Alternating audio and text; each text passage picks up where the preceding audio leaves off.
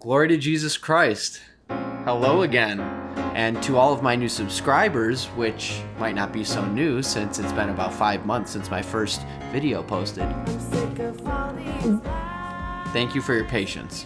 I was very surprised to see how much traffic there was on my testimony video and was very blessed to see how well it was received. Mainly though, I was thankful that it seemed to prove useful and edifying for so many people.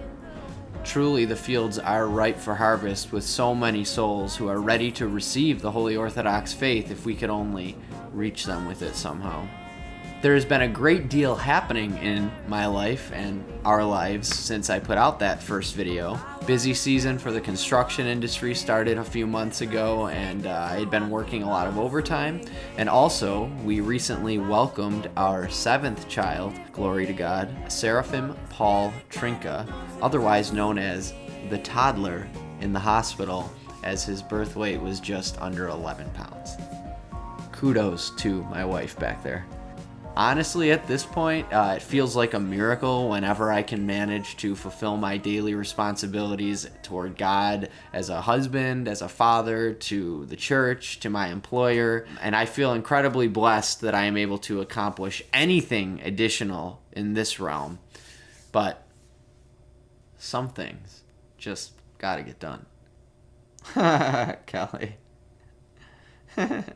With that said, this video project is one that I've had in mind for a number of years, and I pray that it would successfully communicate just how critical of an issue this really is for those discerning between the Holy Orthodox Church and the Roman Catholic Church. And while a broad spectrum of viewers might find this content somewhat interesting or engaging, I have a very specific target audience in mind for this video, namely both Protestant inquirers and Roman Catholics who are already convinced that Darwinian evolution and an old Earth are demonically inspired deceptions propped up by science, falsely so called, and of purpose to uproot and destroy the Christian faith.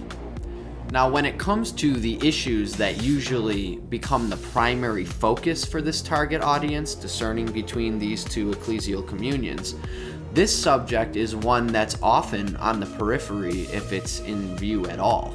There are a variety of reasons why this, much like Paedo communion, unfortunately gets overlooked as a significant game changer in the wider debate.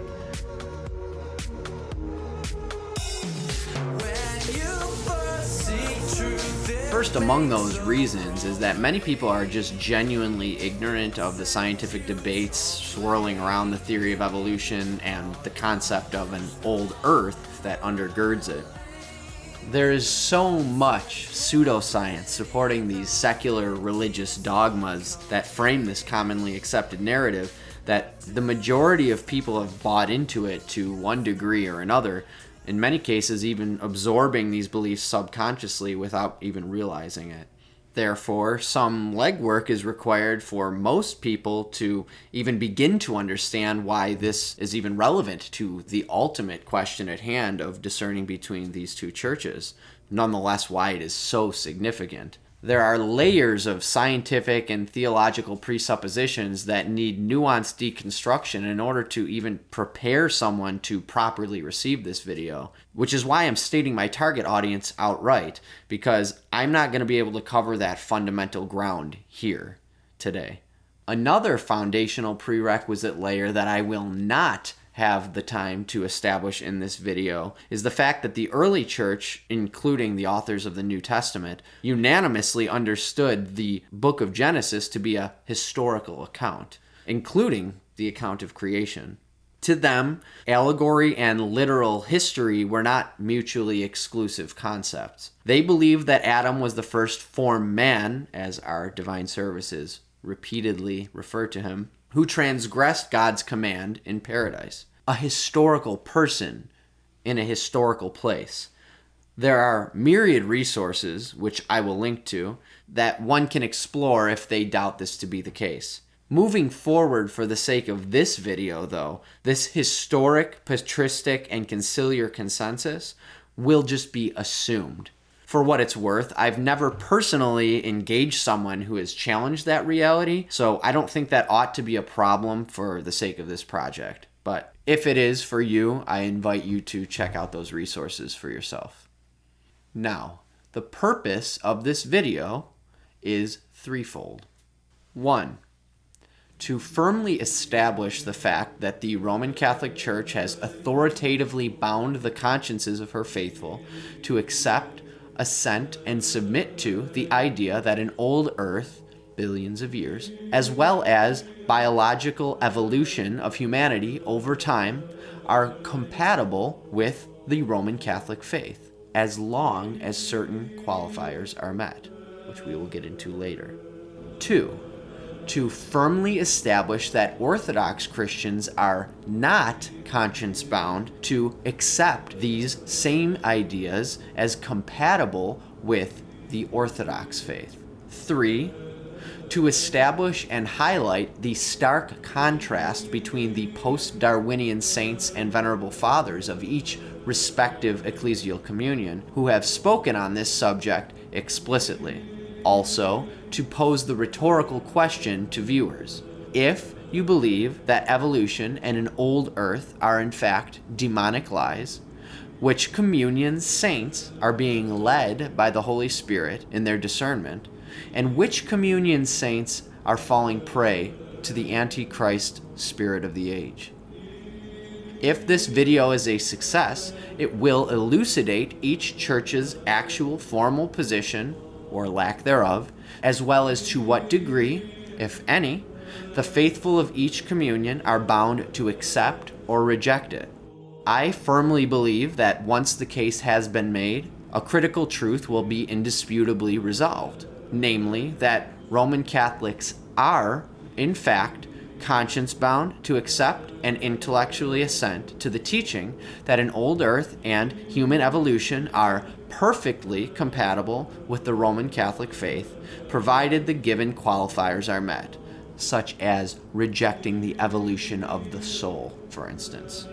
Said another way, I am seeking here to prove that Roman Catholic faithful are not morally permitted to reject an old earth and a qualified understanding of human evolution over time on theological grounds as incompatible with their faith.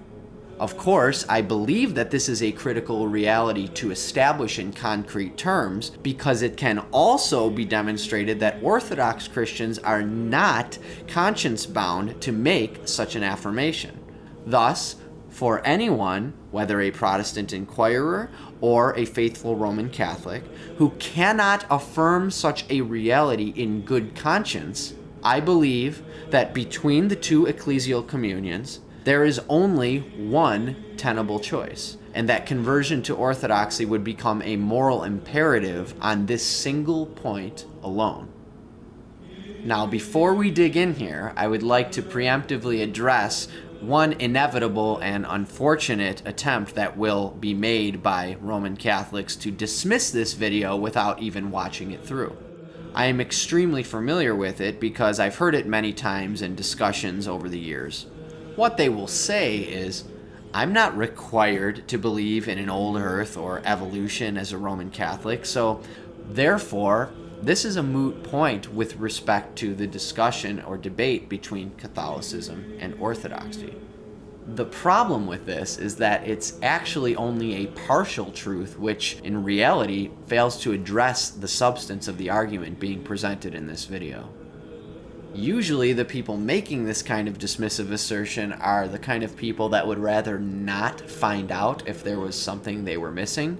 Either they're really not interested in the truth, or sadly, they are more interested in preserving their religious worldview, even if that requires some degree of willful ignorance or cognitive dissonance. They are right about this, though. It's true that Roman Catholic faithful are not required to believe in evolution or an old earth. In fact, they are actually free to believe in a young earth and even reject evolution on scientific grounds, specifically. So let's again be clear about what the argument is that's actually being made here. The argument is not that a Roman Catholic is bound by their conscience to explicitly affirm an old earth or a qualified version of human evolution, but rather to affirm that these ideas are compatible with their faith. Do you see the difference between these two arguments? Again, they are free to reject evolution and an old earth on scientific grounds, but not on theological grounds. Now, for many people who don't hold to the convictions of my aforementioned target audience, this might be sufficient for them to remain Roman Catholic. They might think, yeah, so what? As long as they don't force me to believe it, that's good enough for me. Well, for my target audience, this will not be sufficient, as I am certain that they will not be able to affirm even the mere compatibility of these concepts in principle. Therefore, if, as a young earth creationist Roman Catholic or an evolution-denying Roman Catholic, your first knee-jerk reaction to the content of this video is something along the lines of, I'm not required to believe in evolution as a Roman Catholic, as if that somehow refutes or even addresses the substance of the arguments being presented herein, then unfortunately, you haven't even begun to grasp the problem at hand. And I implore you to come back again when your heart is softened and open to taking this seriously. May God grant this. And one final note before we really begin. The purpose of this video is not to debate or even really discuss the merits of theistic evolution versus a literal creation. Please, with that said, I am asking that nobody flood the comments with arguments in favor of theistic evolution. The pertinent scientific information is all available for the serious truth seeker to investigate and analyze for themselves if they want to. So no disrespect intended, but such comments will likely be deleted, so be forewarned. I don't want anyone to have to experience the pain of losing a long, time-consuming, or well-thought-out comment. Now, let's do this. In our first order of business, we need to review a papal encyclical that was promulgated by Pope Paul VI in 1964, commonly referred to as Lumen Gentium, Dogmatic Constitution on the Church. It is absolutely essential to begin this presentation with a review of this magisterial document, which was disseminated as one of the principal documents of the Second Vatican Council.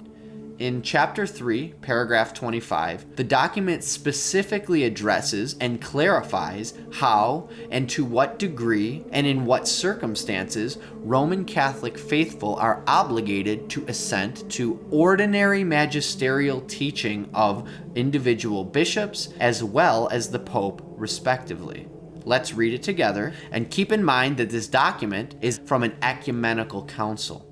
It reads as follows, quote, "Bishops teaching in communion with the Roman Pontiff are to be respected by all as witnesses to divine and Catholic truth. In matters of faith and morals, the bishops speak in the name of Christ, and the faithful are to accept their teaching and adhere to it with a religious assent. This religious submission of mind and will must be shown in a special way to the authentic magisterium of the Roman Pontiff, even when he is not speaking ex cathedra.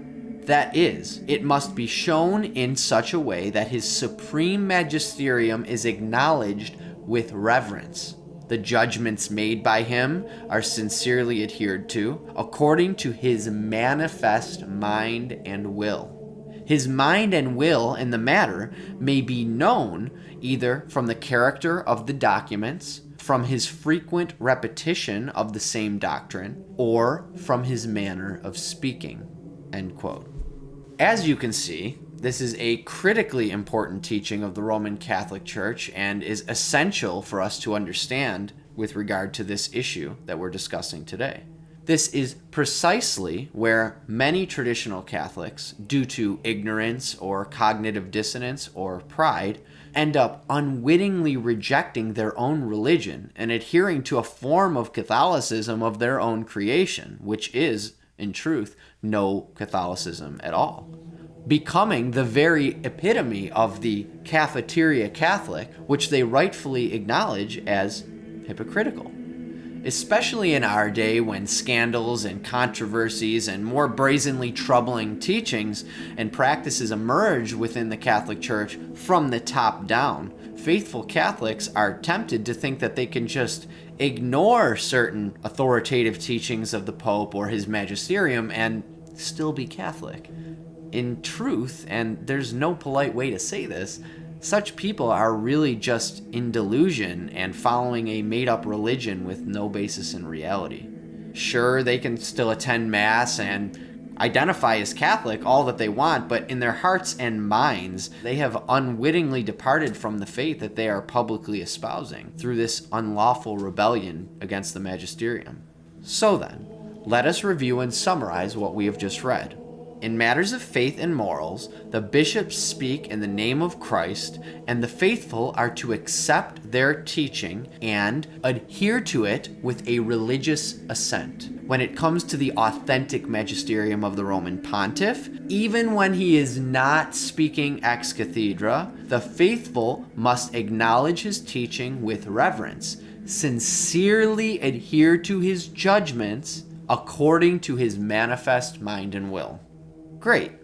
Now that we've covered that, let's move on to a pertinent section of another document issued by the Congregation for the Doctrine of the Faith in May 1990, which was led by the then prefect, Cardinal Joseph Ratzinger, soon to be Pope Benedict XVI. This document is titled Donum Veritatis, on the ecclesial vocation of the theologian. The relevant passages read as follows. Paragraph 16, quote, "By its nature, the task of religiously guarding and loyally expounding the deposit of divine revelation in all its integrity and purity implies that the magisterium can make a pronouncement in a definitive way on propositions which, even if not contained among the truths of the faith, are nonetheless intimately connected with them, in such a way that the definitive character of such affirmations derives in the final analysis from revelation itself." Paragraph 17.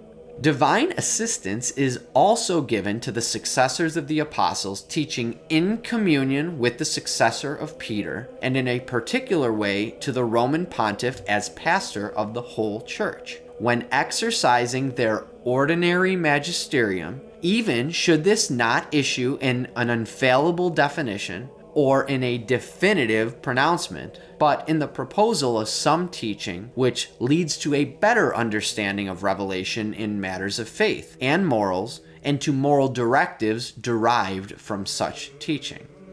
And it continues. One must therefore take into account the proper character of every exercise of the magisterium, considering the extent to which its authority is engaged. It is also to be borne in mind that all acts of the magisterium derive from the same source, that is, from Christ, who desires that his people walk in the entire truth. For this same reason, magisterial decisions in matters of discipline, even if they are not guaranteed by the charism of infallibility, are not without divine assistance and call for the adherence of the faithful. So, what are our key takeaways from this excerpt of that document? First, all acts of the magisterium derive from the same source, namely Christ, including the ordinary magisterium. It also affirmed and elucidated what was taught in Lumen Gentium 26 years prior. Divine assistance is given to the bishop's teaching in communion with the Pope, as well as to the Pope himself, when either they or he exercise their ordinary magisterium, even when not issuing an infallible definition or a definitive pronouncement. but are merely proposing some teaching which leads to a better understanding of revelation in matters of faith and morals and or to moral directives derived from such teaching. Consistently applying these teachings to the subject we are about to explore is going to be the key to grasping the big picture here. With all of that preliminary ground covered, I think it's very important that I let the heavy-hitting Roman Catholic apologists speak for themselves on this issue, so that there are no accusations that we, Orthodox, are misrepresenting the Catholic position, which is fundamental to establish in order to make our ultimate argument. Therefore, I am going to present a number of clips from an episode on the YouTube channel Reason in Theology titled Can Catholics Believe Theistic Evolution? With Jimmy Akin. I would like to make a note that I appreciate this video as it eliminated a good amount of legwork on my end for this project, but I also respect their transparency in this discussion.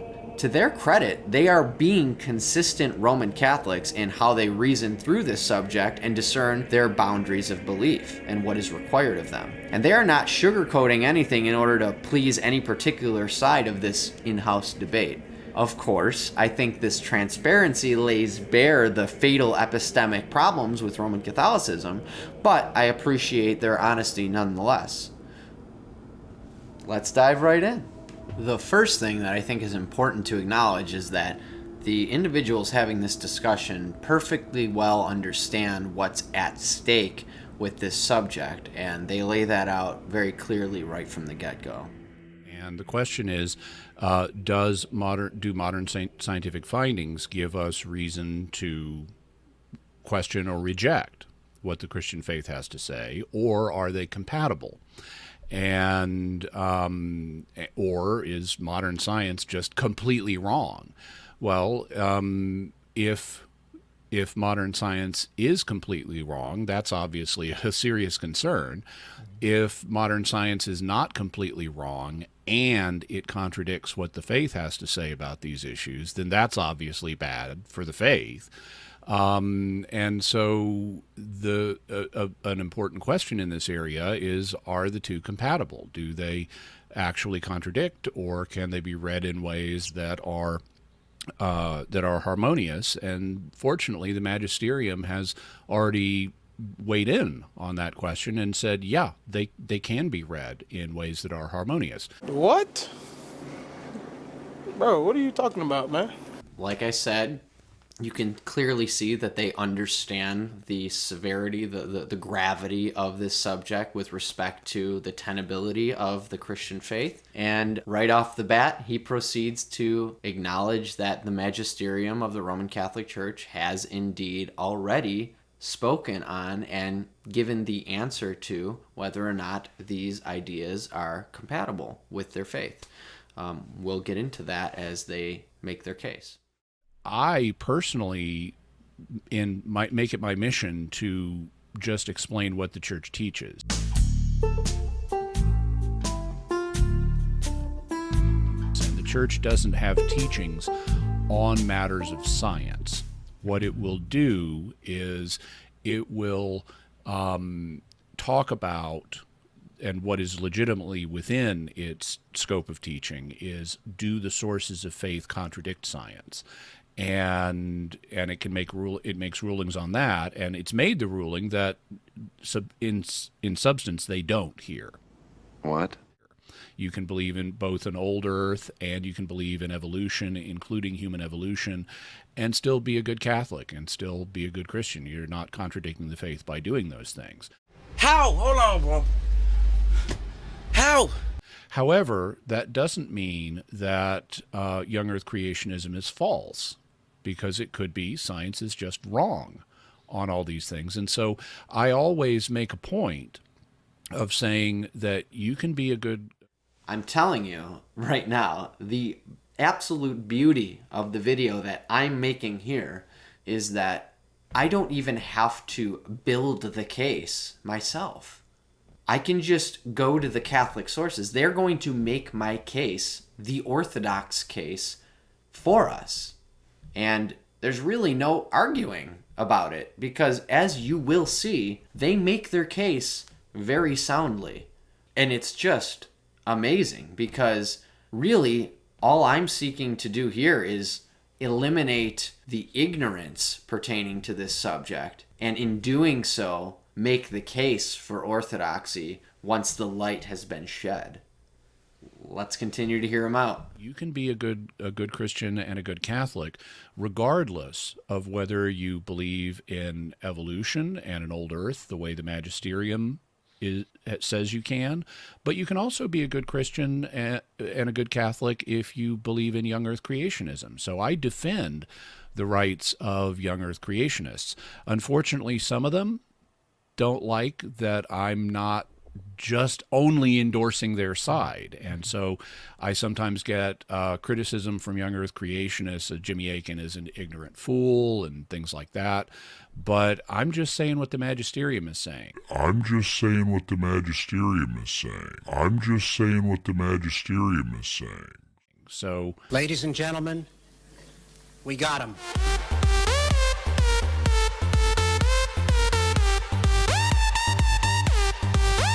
I can understand people may not want to say, I disagree with the magisterium, but don't use me as a surrogate for your anger. Fair enough. And why do you think? This subject just highlights the epidemic of cognitive dissonance that exists in the traditional Catholic world. And I believe you'll see that as time goes on here. Do you think that some of the polemicism and emotional reaction comes from the fact that some people think that the credibility of divine revelation is at stake in the discussion?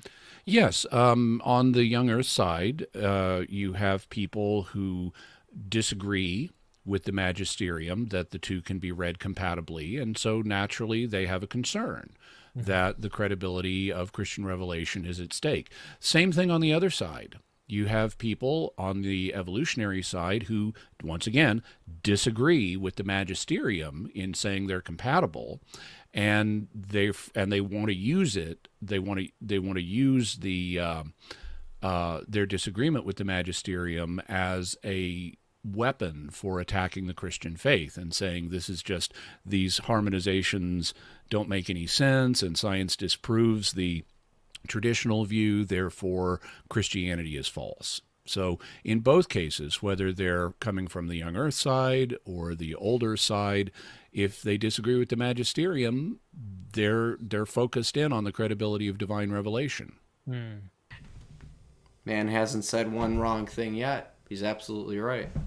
Most Christians and most Catholics are not experts in magisterial teachings and the history of how they've developed over time. And so they may have heard a few things about the magisterium and what it said on these subjects, but they typically haven't done a thorough study of the history of magisterial thought on these questions. And so they, once again, tend to just go along with whatever the summary is that is common in their own community, whether it's pro or anti-evolution. I think that Catholics should take a firm position in favor of the magisterium and its stance, saying that these views are compatible. And beyond that, that right there, by the way, that's point number one. Purpose number one of this video is to establish that reality, what he just said. That is the reality for the Roman Catholic Church, for the Roman Catholic faithful, that they must assent to the teaching of the magisterium. He's spot on. Now, do you have any magisterial arguments in support of theistic evolution? It seems like you've indicated several times today already that the magisterium at least indicates that theistic evolution is compatible with, and science is compatible with, divine revelation on this subject. So can you maybe talk to us about the magisterium on this? Yeah. So there have, I guess, a good starting point. There are precedents, but a good starting point is the pontificate of Pius XII. Now, thus far, in terms of in terms of evolution, we've been discussing biological evolution, which pertains to the creatures that we see here on Earth. But there's another kind of evolution that scientists also talk about, which is cosmological evolution, where you have, according to the standard account, the Big Bang occurring about 13.8 billion years ago, and then stars and galaxies formed from that, and planets formed, and that whole process is known sometimes as cosmological evolution. And then here on Earth, where we have life, you also have biological evolution happening. In terms of cosmological evolution, Pius XII was a big supporter of it. He gave in 1950 a couple of lectures in which he talked about it, and he was a huge fan of Big Bang cosmology. He was really impressed by the work of Father Georges Lemaitre, the Belgian priest who and cosmologist who came up with the idea of the Big Bang. And in his talks, Pius XII cites various scientific evidences for an old Earth.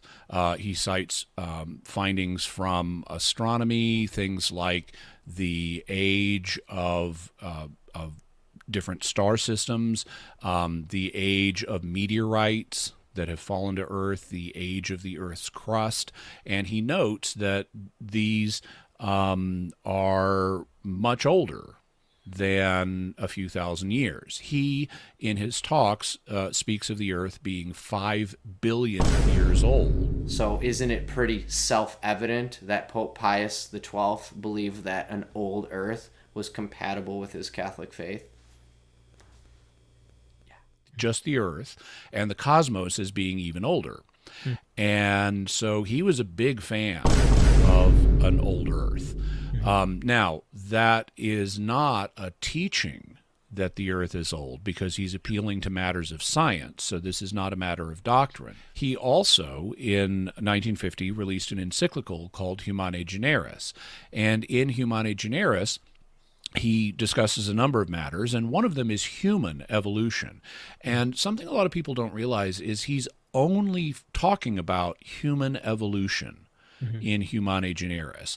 He is not discussing the evolution of other life forms at all. And so he doesn't have a problem with the idea of biological evolution for other life forms, for lions and pine trees. Instead, what he says about human evolution is that Catholics can, cautiously entertain the hypothesis under certain restrictions, which we'll talk about. But he says as long as these certain restrictions are maintained, it's possible for Catholics to entertain human biological evolution. And he has no problem, as I said, with other forms of biological evolution. It's just human evolution he's talking about. The ship is gonna suck us down! So you can see how sold Pope Pius XII was on cosmological and biological evolution. Clearly, he was not only sold on it, but he believed that these things were compatible with his faith. The only thing in view for Humanae Generis is human evolution. So I want to take a quick minute to read the portion of Humanae Generis that is specifically relevant to this entire subject. It's paragraph 36, and it says, For these reasons, the teaching authority, and in Latin that's magisterium, for these reasons, the magisterium of the Church does not forbid that, in conformity with the present state of human sciences and sacred theology, research and discussion on the part of men experienced in both fields take place with regard to the doctrine of evolution, in as far as it inquires into the origin of the human body. So this is human evolution, not other kinds, as coming from pre-existent living matter. For, here's the first restriction, for the Catholic faith obliges us to hold that souls are immediately created by God. However, this must be done in such a way that the reasons for both opinions, that is, those favorable and those unfavorable to evolution, be weighed and judged with necessary seriousness, moderation, and measure, and provided that all are prepared to submit to the judgment of the Church, to whom Christ has given the mission of interpreting authentically the sacred Scriptures and defending the dogmas of faith. However, some rashly transgress this liberty of discussion when they act as if the origin of the human body from pre-existing and living matter were already completely certain, and proved by the facts which have been discovered up to now, and by reasoning on those facts, and as if there were nothing in the sources of revelation which demands the greatest moderation and caution on this question. So he essentially, in section 36, he sets up two qualifiers. The first one is we've got to say that the human soul is immediately created by God, so it's not inherited in an evolutionary process. Mm-hmm. And also that the formation of the human body is not yet been proved, mm-hmm. and that there are things in divine revelation that bear on this question. So here, kind of the introductory magisterial statement on this entire subject, you have Pope Pius XII laying out these conditions where it's permissible to entertain evolution at that time. What were those restrictions that Pope Pius put on the entertaining of evolution? Well, you had to reject any idea of the evolution of the soul. You had to believe in the immediate creation of the soul. And anyone discussing these matters would ultimately reserve the judgment to the church on them in their finality at some other time. So they couldn't speak with certainty on any of them. In other words, according to Pope Pius, the question at the time of the writing and promulgation of Humani Generis was whether or not evolution was true, if it was real. It was a scientific question. But he established in that document that provided that these qualifiers were met, evolution would not contradict the Catholic faith in any way, that it would in fact be a compatible theory. So again, let me reiterate clearly, this is huge. At that time in 1950, what he wrote in Humani Generis was questioning the veracity of evolution as a scientific theory and was telling the faithful to reserve judgment on it as a scientific theory, and that the church ultimately could judge whether or not it was a true theory. But he was also establishing in saying that the theological question was settled. As long as those qualifiers were maintained, evolution was compatible in theory with the Roman Catholic faith. Now, lest anyone question this interpretation of Humani Generis and its implications, let's allow our Roman Catholic apologist friends to explain how Pope John Paul II, a saint in the Roman Catholic Church, confirmed this interpretation for us. Subsequent to Pius XII, the magisterium has had further things to say, and in 1996, for example, John Paul II gave a speech to the Pontifical Academy of Sciences in which he noted the progress in the 46 years that had passed since Humani Generis had come out, the scientific progress, and he said that scientifically we now have multiple lines of evidence that are not forged, that are not coerced, that were not cooked. Okay.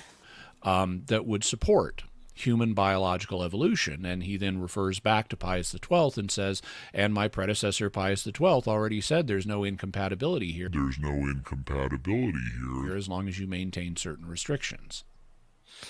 Yeah, let's look at that with Pius XII. I'm going to pull it up on the screen because I want to get your comment. You absolutely have to catch that.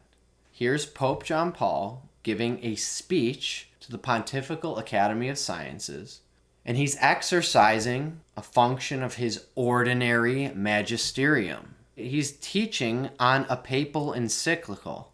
And what does he say about Humani Generis? He says that his predecessor, Pope Pius XII, in Humani Generis, taught that a qualified understanding of human evolution was perfectly compatible with the Catholic faith. So here, just to be clear, you have a pope in his ordinary magisterial capacity interpreting for us an extremely relevant portion of a papal encyclical and explaining to us that that papal encyclical teaches that human evolution, as long as certain qualifiers are met, is compatible with the Roman Catholic faith. If you're a Roman Catholic who's a young earth creationist at this point, and you're listening and following along, and you're starting to get a little sweaty and squirming in your chair a little bit, get ready, because this is only the beginning. And anyone who, once this is all said and done, would try to maintain the delusion that this kind of compatibility is not officially magisterially taught and binding upon their conscience, they're gone. They're not their heart is hardened at that point. Like, just wait. These are the kinds of people who will say, well, Saint Pope John Paul had no idea what he was talking about. He was just shooting from the hip, and it was just not a big deal, and he was wrong. And okay, so the obvious text of Humani Generis speaks for itself in this matter. The papal confirmation is just icing on the cake. To reject this understanding and interpretation of Humani Generis and to claim to know better than a Pope saint in your communion, this is the beginning of trad Catholic hubris, right? It's that knee-jerk reaction of like, they're wrong. I don't like it. Wrong. I can dismiss this because I don't like it. I don't like what I'm hearing. You don't have that authority. You are in rebellion to the magisterium if you operate that way. So this is section 37. It says, when, however, there is question of another conjectural opinion, namely Polygenism, the children of the church by no means enjoy such liberty.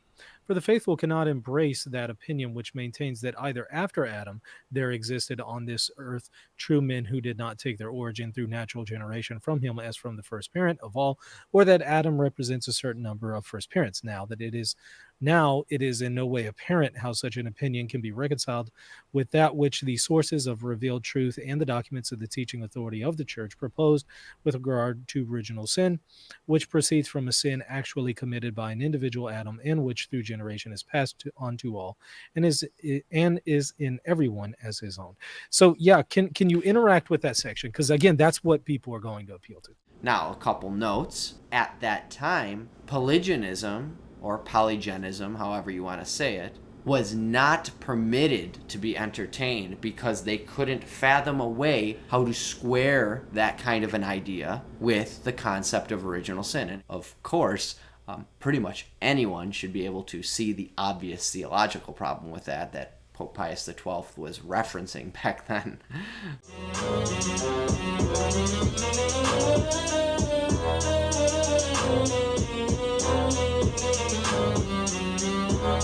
But don't worry. No! They're going to find a way around that in the Catholic Church. Please, no! And then he goes into the subject of, some people pronounce it Polygenism or Polygenism, and he sets up a restriction there.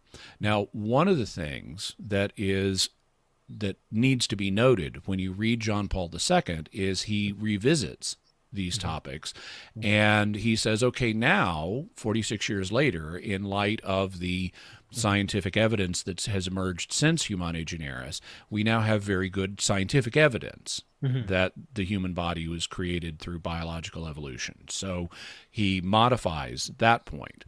He also re-stresses the other points that Pius XII named, like the human soul is created directly by God, but he does not mention Pius XII's restriction on Polygenism. I don't like where this is going. And this is probably a good time to explain what Polygenism is and what the alternative is. Isn't that interesting? Wonder where this is going to go from here.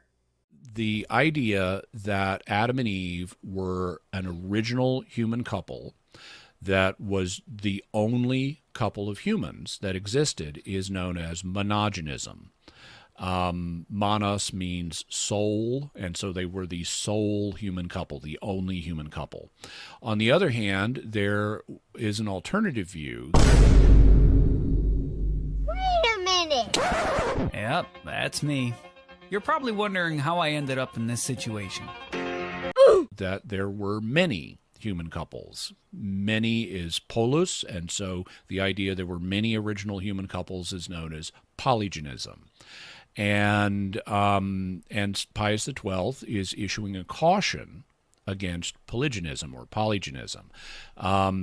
The specific language he uses, though, isn't to say it's false. We always have to be very careful in analyzing the language that the magisterium uses in its documents.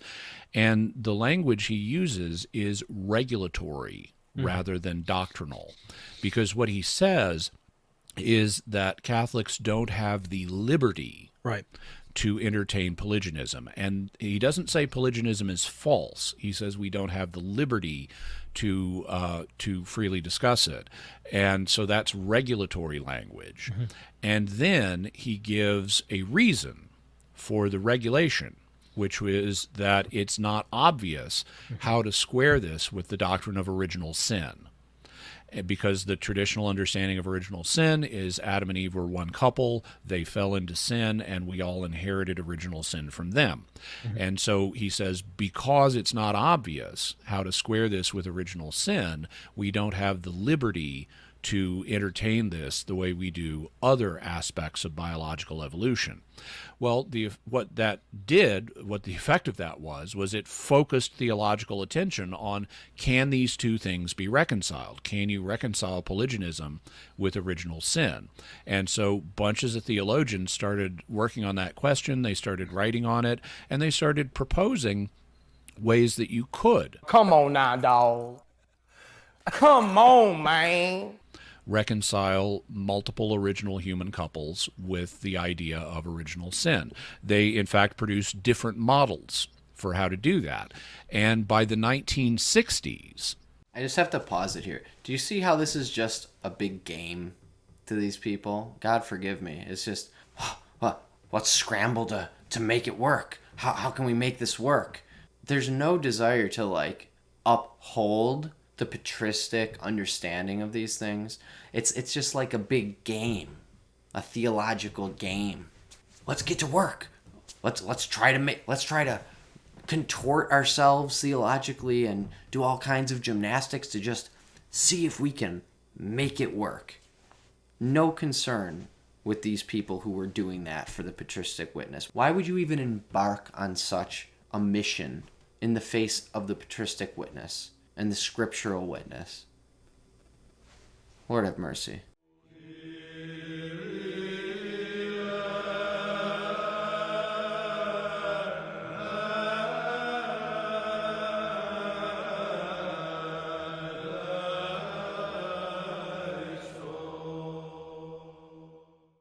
The mid-1960s, the Vatican's own newspaper, L'Osservatore Romano, was publishing an article saying here are several different ways you could reconcile original sin with polygenism. And this was back in the day when getting published in L'Osservatore Romano actually meant something. I mean, today they do reviews of The Simpsons, but back then in the mid-1960s, this was a definite sign that your views are compatible with an Orthodox Catholic understanding if they're getting published in the Vatican's own newspaper. And so for them to be printing stuff like that in the mid-1960s indicates there had already been a shift.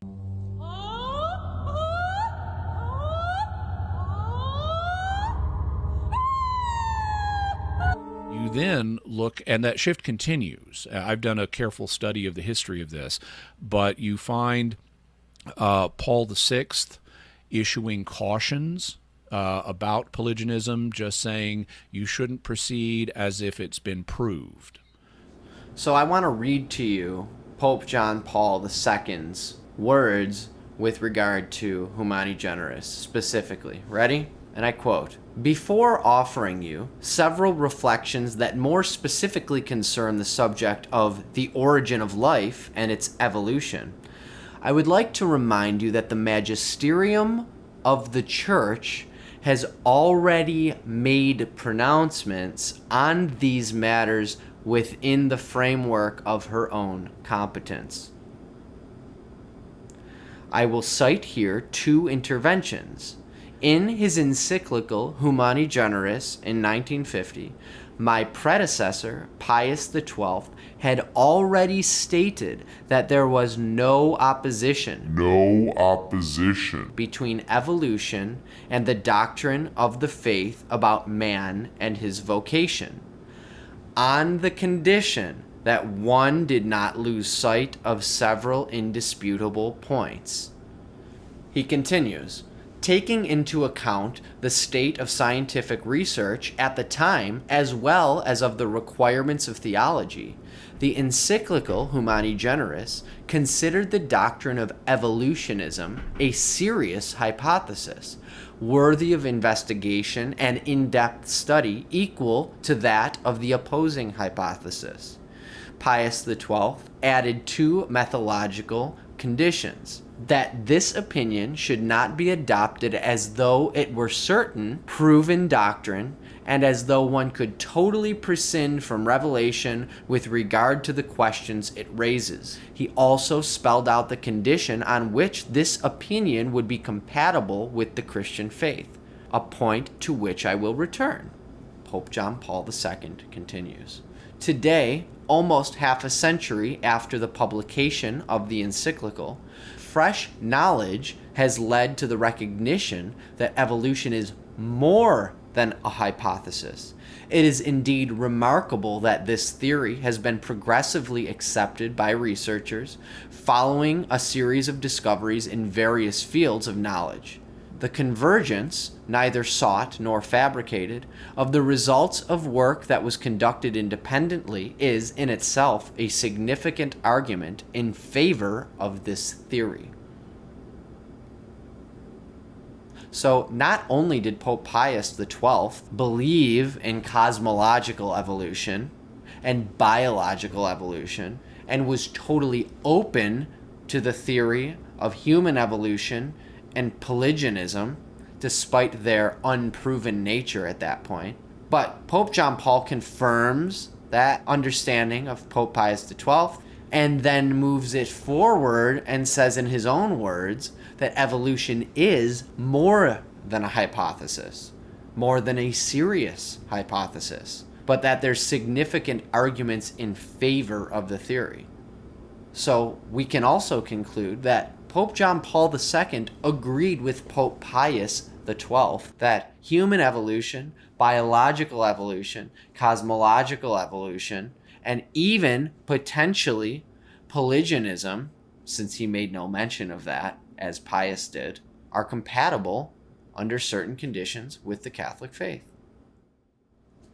This is magisterial teaching on multiple levels between these two popes. Moving on. Early in the reign of John Paul II, you find similar statements from him where he's quoting Paul VI and saying, look, guys, he's not saying don't discuss it, but he's just saying don't assume it. Don't assume it's been proved.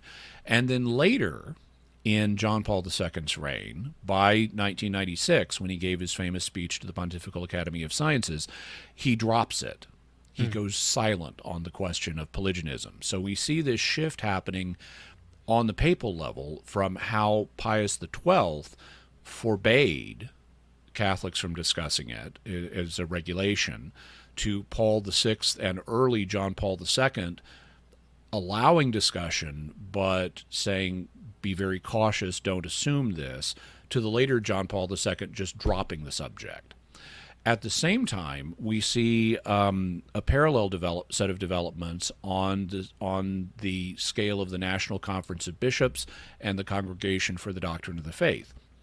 In the 1960s, the Dutch Episcopal Conference issued a very controversial catechism that's today known as the Dutch Catechism. And it discussed original sin and other issues in ways that were problematic. And so Paul VI appointed a commission of cardinals to review the Dutch Catechism and point out deficiencies, and these were then published as an appendix. Well, when they published the appendix, and so this was approved, it was reviewed by the Vatican, it's being prepared by cardinals, this is the Vatican's correction. To the Dutch Catechism. It's open to Polygenism. Stop it. Get some help. It corrects some of the things the Dutch bishop said, but it in the revision, it is open to Polygenism. Emotional, damn it! You then, in the 1980s, had the German Conference of Bishops. Now, I should mention, after the release of the Dutch Catechism, because that was such a problem for the church, a rule got implemented that national catechisms, if they're being issued in the name of a conference of bishops, they have to be reviewed first, before they can be published, by the Congregation for the Doctrine of the Faith. That's huge, by the way. That's huge, so catch that. From that point on, for some controversy that happened prior with the Dutch Catechism, any national catechism had to be reviewed and approved by the Congregation for the Doctrine of the Faith, aka the Magisterium. Isms are big, prestigious things. They're going to influence a lot of people, and after the debacle of the Dutch Catechism, the CDF now gets to review them and sign off on them before you print them. And so in the 1980s, the German bishops produced a catechism for adults, and it was reviewed by the Congregation for the Doctrine of the Faith under the stewardship of Joseph Ratzinger, who was a native speaker of the language of the catechism and who was the head of the CDF at the time. And they gave their approval and let the German bishops publish it, and it also is open to Polygenism. In fact, it's printed by Ignatius Press. Now we've got the German Catechism being approved by the Congregation for the Doctrine of the Faith, and it too was explicitly open to Polygenism.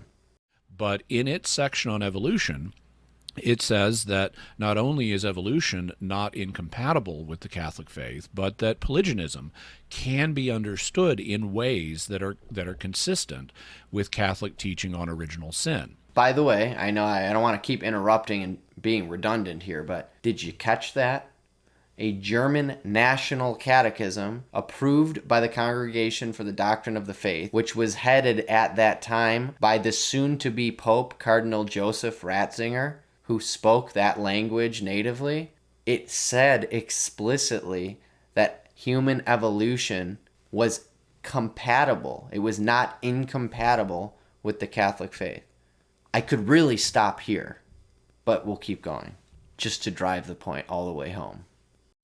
Then, in 2002, the International Theological Commission, which is a body that's run, it's an advisory body, but it's run by the Congregation of the Doctrine of the Faith, it published a document called Communion and Stewardship, which dealt, among other things, with the image of God in man.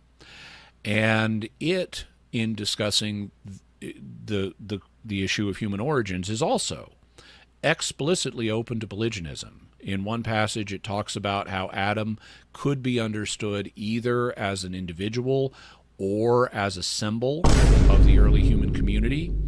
And in another passage, it talks about how the human population emerged according... Are you feeling sick yet? I am. Honestly, this stuff makes me sick hearing this. It's such a tragedy. It's a travesty. I don't think it's funny at all. I think it's a travesty. The only good thing about this and about what I'm doing here, I hope, is that it will open people's eyes to the blasphemy that has been approved by the Catholic magisterium and taught, and which your conscience as a faithful Roman Catholic or a potential Roman Catholic, if you're thinking about converting, will be bound to assent to as compatible with your faith. The only good that can come of this blasphemy is that people will find the true church and the true deposit of faith. According to the standard account, several tens of thousands of years ago in Africa, and you could understand the emergence of humanity either in terms of individuals or populations. And so you have the International Theological Commission under the auspices of the CDF, again, being open to Polygenism and saying we can understand it in ways that are compatible with the Christian faith. Now, what many might say at this point is like, why is Polygenism such a big deal? I mean, I get why it's a big deal, but it's almost like, wouldn't you assume that someone who believes in human evolution would also believe in Polygenism? But the Catholic Church stumbled over this for a little while, knowing the serious implications of entertaining Polygenism. But you can see as time went on, this caution or this hesitancy gave way to total affirmation that it was compatible with the faith. All right, and that's what we're getting to now. And one of the things that the bylaws for the International Theological Commission states is that its documents have to, before they can be published, they have to be reviewed either by the Pope or the head of the CDF, and they can only be published on the provision that the magisterium does not have any difficulty with them. And so that means that either Joseph Ratzinger or John Paul II reviewed communion and stewardship ahead of time and concluded that from a magisterial point of view, there was not any difficulty with what it said in terms of the question of polygenism. Polygenism and obviously also human evolution. Okay, they're in this discussion on their show, they're already moving on to the controversy of polygenism. They're so like, yeah, it's obvious that the magisterium says that evolution is compatible with the Catholic faith. They're not even focusing on that anymore. They're focusing on the, from their perspective, far more controversial aspect or idea of Polygenism. So every time they say that the magisterium affirms that Polygenism is compatible with the Catholic faith in theory, it's just a given that they also are saying that the magisterium says the same for evolution, even if they don't explicitly mention it every single time. Keep that in mind. Again, a significant shift on this question from where things were several decades before. I would like to read directly from this document, Communion and Stewardship, put forward by the International Theological Commission, the advisory body that was run by the Congregation for the Doctrine of the Faith. And I just want to read it exactly so you understand really what it says, because it's always worse to hear these things when they're actually being said than to hear them alluded to. So, quote, Pope John Paul II stated some years ago that, quote, new knowledge leads to the recognition of the theory of evolution as more than a hypothesis. It is indeed remarkable that this theory has been progressively accepted by researchers following a series of discoveries in various fields of knowledge, end quote, from his message to the Pontifical Academy of Sciences on Evolution in 1996. In continuity with previous 20th century papal teaching on evolution, especially Pope Pius XII's encyclical Humani Generis, the Holy Father's message acknowledges that there are several theories of evolution that are materialistic, reductionist, and spiritualist, and thus incompatible with the Catholic faith. It follows that the message of Pope John Paul II cannot be read as a blanket approbation of all theories of evolution, including those of a neo-Darwinian providence, which explicitly deny to divine providence and truly causal role in the development of life in the universe. Mainly concerned with evolution as it involves the question of man, however, Pope John Paul's message is specifically critical of materialistic theories of human origins and insists on the relevance of philosophy and theology for an adequate understanding of the ontological leap to the human, which cannot be explained in purely scientific terms. The Church's interest in evolution thus focuses particularly on the conception of man, who, as created in the image of God, cannot be subordinated as a pure means or instrument either to the species or to society. As a person created in the image of God, he is capable of forming relationships of communion with other persons and with the triune God, as well as exercising sovereignty and stewardship in the created universe. The implication of these remarks is that theories of evolution and the origin of the universe possess particular theological interest when they touch on the doctrines of the creation ex nihilo and the creation of man in the image of God. End quote. Now, what's being said here that's been approved by the CDF? what's being said is that there are certain kinds of evolutionary theory that are prohibited in Roman Catholicism, just as Pope Pius explained. There's certain conditions that need to be met. It can't be atheistic, materialistic evolution or Darwinism, right? But evolution is a scientific theory, and the idea of humans evolving are compatible with the faith given certain qualifiers. Basically, the only thing that's shifted from Pope Pius XII to John Paul is that more blasphemy is now seen as compatible with the Catholic faith. That's the only difference. Nothing really has changed. He's just more open and more convinced of scientific theories that blaspheme the Holy Tradition and the patristic and the scriptural witness. Nothing else really has changed. He's just keeping the same qualifiers by and large, except he lifted the restriction on discussing Polygenism.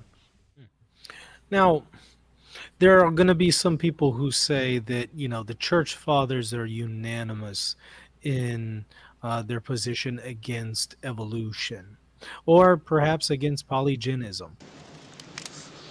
Yeah. What would you say to people who try to present that case? Well, so unanimity is not, there are two sort of relevant issues. The first one is the church fathers are not themselves the magisterium. Many members of the church fathers were members of the magisterium. In order to be a member of the magisterium, you have to be a bishop. Mm-hmm. And so fathers like St. Augustine, St. Leo the Great, St. Gregory the Great, all of those guys were bishops, and two of them were popes, so they were definitely members of the magisterium. But that's not true of all fathers. Mm-hmm. St. Ephrem the Syrian was a deacon, and St. Jerome was only a priest. So not all church fathers are members of the magisterium. The second thing that needs to be discussed is unanimity among members of the magisterium, because it is not sufficient and people often get this wrong. You very frequently hear statements like, you are going to see a defense here against this claim. So Michael Lofton brings up an argument that certainly an Orthodox Christian would levy at a pro-evolution Christian or Catholic, and that surely a traditional Catholic would use as well. And he basically says, what would you say to someone who says that the patristic witness, I'm paraphrasing, is unanimous in condemning these ideas? Or is unanimous in believing something totally contradictory to what's being presented here in these magisterial statements? So he's saying, how would you defend that? This is probably one of the most important parts of this entire video. So really pay attention to this. Because how he defends against this objection lays bare the fatal epistemic paradigmatic flaw of Roman Catholicism that flows from their false ecclesiology and heretical ecclesiology and their false and heretical dogma of papal infallibility. So listen closely to how he answers this. I'm going to back it up again. We really got to pay close attention here. There are going to be some people who say that, the church fathers are unanimous in their position against evolution, or perhaps against polygenism. What would you say to people who try to present that case? Well, so unanimity is not, there are two sort of relevant issues. The first one is immediate instinct, completely dismiss unanimity among the fathers. First knee-jerk reaction of a very intelligent, popular, and so thus far consistent Roman Catholic apologist. Unanimity among the fathers is... The church fathers are not themselves the magisterium. Many members... Next is the church fathers, they don't constitute the magisterium. They could either not be a part of the magisterium or be a part of the magisterium, but they are not in and of themselves the magisterium. The magisterium is a living authority here and now. What is your number one reason why you think that the Catholic Church or the Roman Catholic Church is the true church and not the Eastern Orthodox? Well, again, the main difference there would not be sacramental, not be the priesthood or the Eucharist. It would be the primacy of the Pope. And I'm a follower of John Henry Newman, that there is a living voice of authority to determine and adjudicate disputes that come into the life of the church. That's indispensably important. And from a Catholic perspective, the appeal to the church fathers, those are appeals to texts or to distant figures. The appeal to a living voice. We can get on a plane, you and I, and we can fly to Rome, and I'll bring up here's the successor of Peter. Here's the one who has the final authority to adjudicate these matters in the body of Christ. That's a gift to me and a grace. And that's, I think, the main point of demarcation between the two.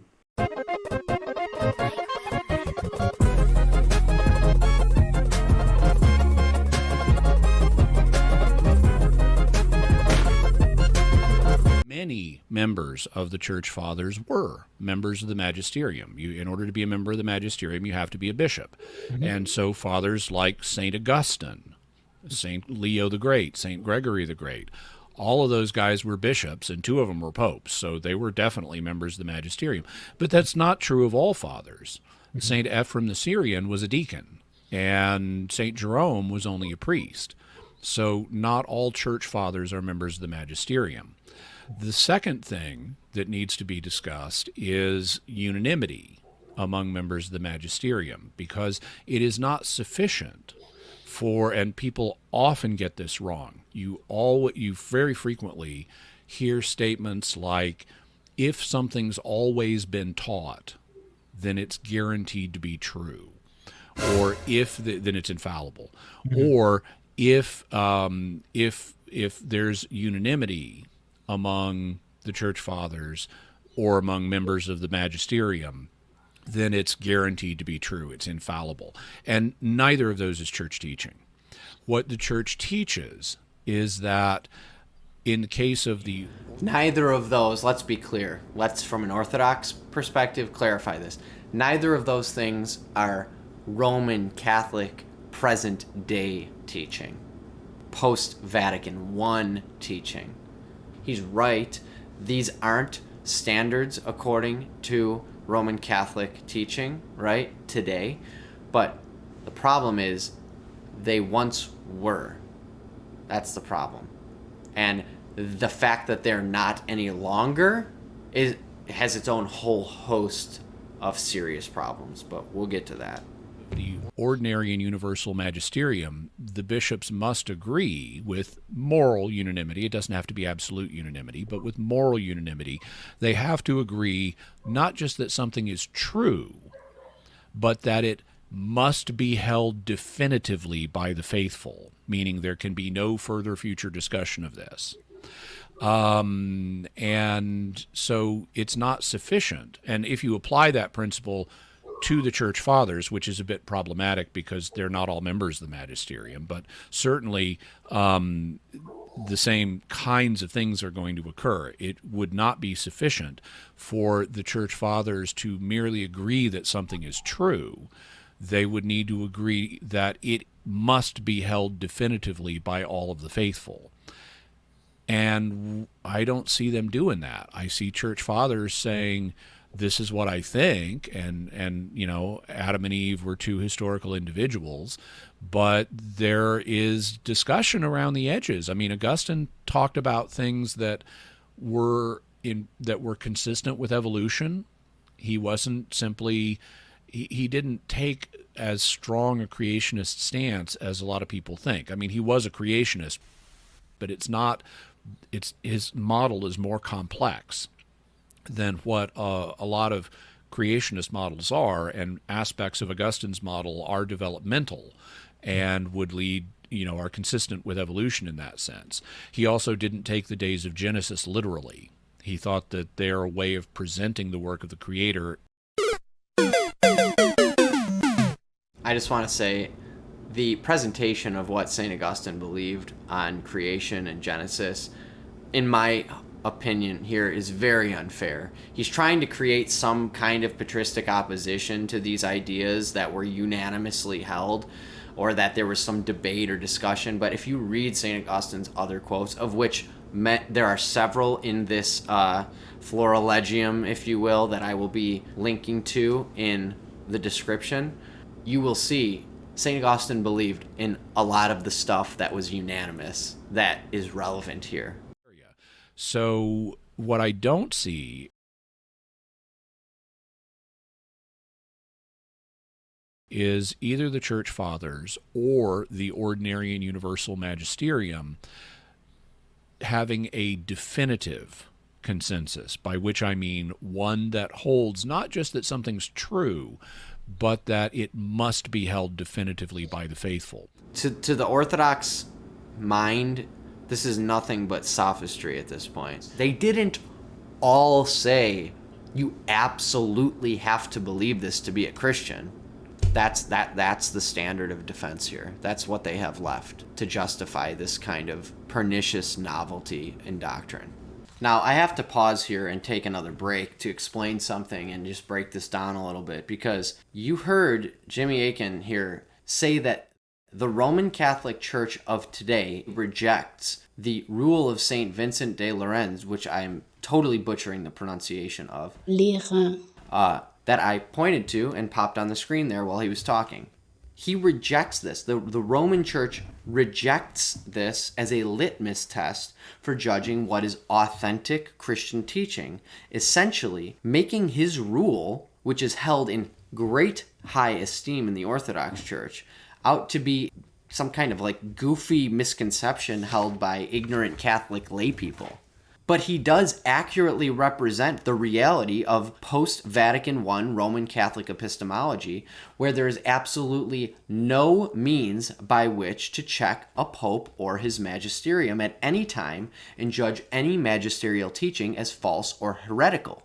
St. Vincent's rule is not only insufficient to check the papacy in this post-Vatican I state, but it's actually utterly useless in its entirety, even to the point of being reduced by polite dismissal as a well-intentioned but ignorant epistemic blunder.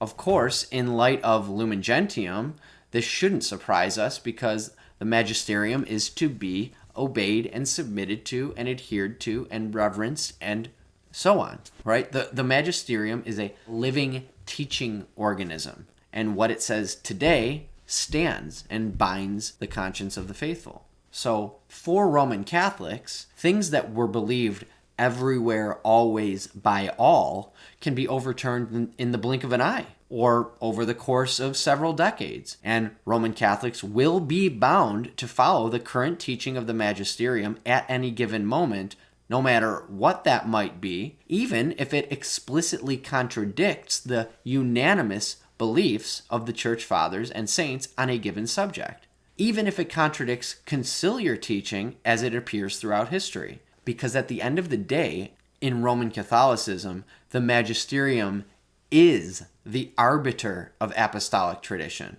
It determines what constitutes apostolic tradition in real time. Akin is not misrepresenting the Roman Catholic position here. The beauty is that he is being completely transparent and faithful to the reality of his church's teaching with regard to what the collective conscience of the faithful are bound to and why. This issue provides us with a case-in-point example where this kind of binding contradiction has unfolded in real time. Their Eucharistic theology regarding paedo communion is another case-in-point example, the only difference being that this radical shift took place in the 13th century, whereas the one that we are discussing has taken place in our modern era. This isn't the first time. Now, forgive me, but Roman Catholics hearing their own dedicated apologists shamelessly proclaim the unhinged truth about their epistemology right now ought to be getting a sick and sinking feeling in the pit of their stomachs. The fact that the magisterium can, at any moment, call into question, contradict, or even outright negate or abrogate what was unanimously believed to be true by the saints and fathers throughout the ages prior is ultimately as unstable and irrational an epistemic foundation as sola scriptura is for the Protestants. The only difference is, rather than Protestants being led by their own whims or the whims of their pastor, Roman Catholics are beholden to the theological whims of the present pontificate and his magisterium, whatever they may be. This is worse than a red flag. This is a white flag. It's surrender. It is a tacit admission that there's absolutely nothing tethering the Roman Church to the faith of the apostles. My disappointment is immeasurable. I implore faithful Roman Catholics listening to this right now to take a deep breath and seriously allow this to sink in. And that goes for you inquirers who are discerning between the two churches as well. Will you close your eyes, Roman Catholics, to this reality and plug your ears, pretending like you didn't just hear this paradigm-shattering acknowledgement right from the horse's mouth? What will your response be? Will you just cross your fingers, clinging to the hopeful delusion that the church will reverse course 180 degrees on this issue? Again? For the second time? And really, if it did, what would that even prove? It would only prove the point that I'm making here with even greater strength. Namely, that the standard of the Roman Catholic faith that binds the consciences of the faithful literally can change at the whim of each pope and their magisterium, respectively, depending on their own personal beliefs and agendas, regardless of whether or not those are at all consistent with the beliefs and teachings of the saints, fathers, and even the popes that preceded them.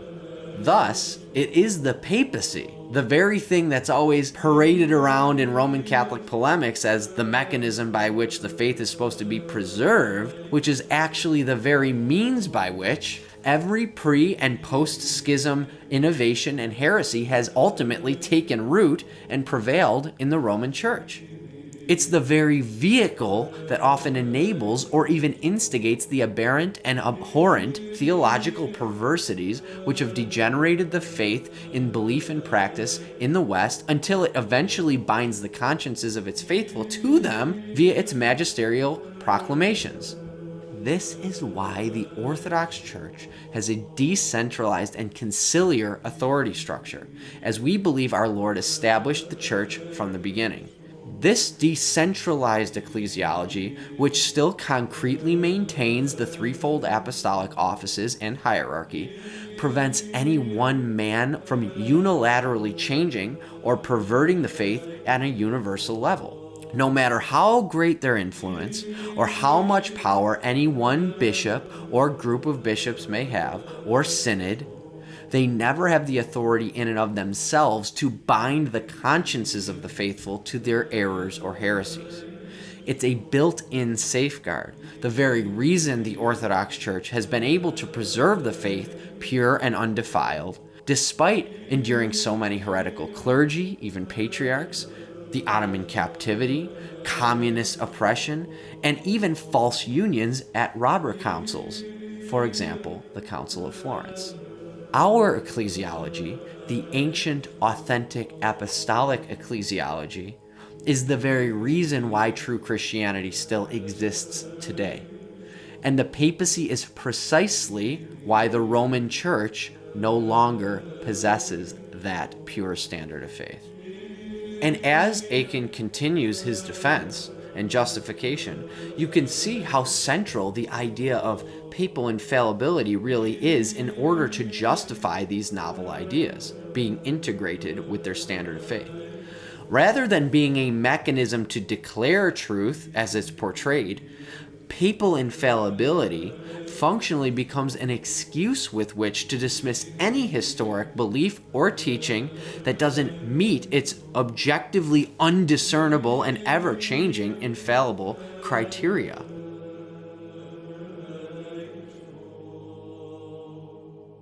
Which always changes, again, depending on who you're talking to. In other words, papal infallibility becomes the means by which a Roman Catholic apologist can defend the papacy when it teaches something that contradicts the faith of the generations that preceded it.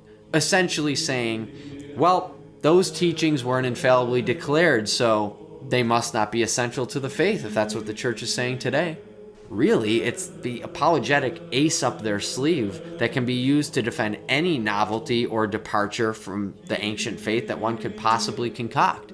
And keep in mind, after all, since there's no infallible list of infallible statements or proclamations, what actually has been taught infallibly is truly anyone's guess. And for all of the guessing that people do, and boy do they guess, there is no way to actually know for sure. Therefore, not only does the doctrine of papal infallibility not actually provide any degree of immediate epistemic certainty as it purports to, but worse, it actually ends up providing Roman Catholics with an excuse to justify every degenerating departure from the historic Christian faith that their church once possessed in its fullness. Lord have mercy. And to drive this point home even further, Aiken continued and said that not even the inherent beliefs of the authors of Scripture themselves constitute a standard of faith that the magisterium cannot shatter at any given point. As an example, here the apologists discuss the presuppositions of the authors of the New Testament, in particular, the Holy Apostle St. Paul. In this clip, Aiken states that even if we concede that St. Paul assumed and believed that Adam was a historical person and that Genesis was a literal account of creation, it wouldn't necessarily mean that it's true, because only the assertions of the author are inspired, not their assumptions. Do you see the depths to which the Roman Catholic system will sink to defend its capitulation to the demonic spirit of the age on any given issue? It will go so far as to reject the unanimous belief of the fathers and the saints, the teaching of the councils, and even the very assumed beliefs of the authors of Scripture that they themselves presuppose as their writing, in order to defend these historical novelties. And on what basis? For those of you watching who this video was made for, you already know. It's all because of science, falsely so called. We're supposed to trust modern science and secular experts to correct the fundamental beliefs on origins that are conveyed by the entire witness of Christian history prior, including the beliefs of the apostles themselves. These gentlemen in this video have so transparently revealed the shameless depths of the apologetic abyss to which they will sink, that I am sincerely of the opinion that for the open-minded individual watching this, further arguments against this paradigm won't even be necessary. But we'll continue nonetheless. Here's one for you from Adam Baum. What is the magisterial weight of John Paul II's speech to the Pontifical Academy of Science? It's my understanding that the PAS has no authority delegated to it. No, but John Paul II does. He has authority delegated to him by Christ. And so Pope's speeches don't lose authority when they're talking to people who don't have authority. Boom, bam, bop, bada bop, boom, pow. You know, I don't have authority, and if John Paul II, I'm just a layman, and if John Paul II gave a speech to me in which he said something, if he's investing that speech with authority, it's got authority over me. So the fact that members of the PAS don't have authority, and in fact some of them aren't even Catholic. I mean, Stephen Hawking was a member. Stephen Jay Gould, was a member. It's an honorary scientific society, but that doesn't mean the Pope's words don't have authority. Well, there you have it, folks. Now, as we wrap up this analysis of their conversation and summarize the well-established facts of reality that result from it, I want to make one thing clear. I'm not attacking these gentlemen. I think they did a fine job elucidating the Roman Catholic teaching and position on this matter for us, and they were entirely consistent. I just think they're wrong. But I find it unfortunate and saddening and pitiful to see the depths to which Roman Catholic apologists have to sink in order to defend their religious worldview at this point. It's just, it's painful, really. What can you do other than shake your head? It's not to say that they're being inconsistent or illogical. They're being faithful to what their church teaches. But that in and of itself, that teaching is what is so unfortunate. So when it comes to the first point that we sought to establish, that we mentioned at the outset of this video, which was, again, to firmly establish the fact that the Roman Catholic Church has authoritatively bound the consciences of her faithful to accept, assent, and submit to the idea that an old earth, as well as biological evolution and human evolution over time, are compatible with the Roman Catholic faith as long as certain qualifiers are met. Have we established that reality? Beyond a reasonable doubt. Moving on, we now arrive at the second purpose or point of this video. Now that we've established what a faithful and consistent Roman Catholic must assent to, we must ask the same question for the Orthodox Christian. Is a faithful and consistent Orthodox Christian morally obligated to assent to the idea that human evolution, an old earth, and Polygenism are in any way compatible with the Orthodox Christian faith? The answer is simply absolutely not. No, we're not. It's beautiful. Now, desperate Catholics at this point will usually immediately scramble to find some kind of teaching material or opinion of some random bishop or synod that states that these things are compatible with the Orthodox faith. Whether or not they can find some examples of this is completely irrelevant, though surely some examples absolutely do exist and can be found. Why is this irrelevant? Well, for a number of reasons. First of all, no single bishop or synod can universally bind the conscience of Orthodox faithful the way a magisterial teaching of the papacy can. This is why epistemology matters. This just doesn't exist in our epistemology, and thank God for that. We believe that bishops and synods can and have erred. So on this matter, based on the fact that such a novel teaching would totally contradict the scriptural and patristic and conciliar witness of the church throughout history, we could reject that teaching in good conscience and just personally hold the belief that that individual bishop or synod is in error on this matter. Simple. Further, and as we will get to later, such a teaching would, for us Orthodox, also contradict the mind and witness of our contemporary and God-bearing saints and fathers who have addressed this issue specifically. If anything, as Orthodox, we are obligated to reject any teaching that fails the rule of St. Vincent, especially when we have our contemporary saints and fathers on our side as icing on the cake. Thus, we Orthodox are not conscience-bound in any way to entertain entertain for a second the blasphemous idea that this demonic deception is in any way compatible with our faith. This freedom of conscience is a blessed gift that is the direct result of our conciliar ecclesiology. Should a pan-Orthodox council be called one day to specifically address this subject, then that would be a different story, and we could cross that hypothetical bridge when we get to it if we ever had to. But the point of this video is that no such council has ever bound our conscience in any such way. So, therefore, we have a freedom of conscience in this matter that faithful and consistent Roman Catholics simply do not enjoy. So, now that we have gone to great lengths to establish the objective reality of what constitutes consistency of faith for a Roman Catholic on this issue, as well as having established the relative freedom of conscience that an Orthodox Christian enjoys, let us proceed at this point to what I view to be the most compelling evidence of all that vindicates the Orthodox Church as the true Church of Christ, and the Orthodox faith as the one true Christian faith relevant to this issue. What we're going to do is read together statements and beliefs of post-Darwinian Roman Catholic saints and venerable fathers and juxtapose them with the post-Darwinian teaching and beliefs of our Orthodox saints and God-illumined fathers and elders on the same subject.